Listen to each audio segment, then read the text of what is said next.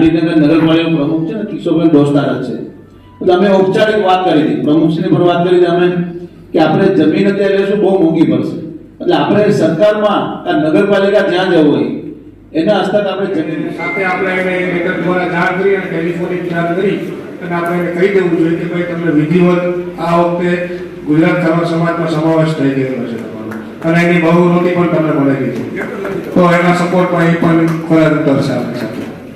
એટલે નેક્સ્ટ મિટિંગમાં આપણી સાથે હાજર રહી એવું આપણે એમની પાસે નિવડું લઈ જવાનું. આભાર મોહનભાઈ. જે ઉપસ્થિત નેતાઓ છે, આ સમસ્યા કેવી છે, શું છે, તેને કેવી રીતે ચર્ચાઓ કરવી તેના વિશે આપણે ચર્ચાઓ કરવાની છે. અને પોરબંદર ખાતે છે હિસાબ માટે કલ્પેશભાઈને કઈ હિસાબમાં રહેવાના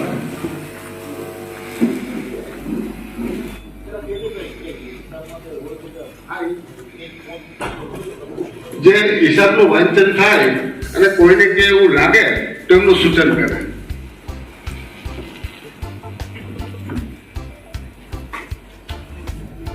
હિસાબોનું વાંચન ચાલુ કરું છું.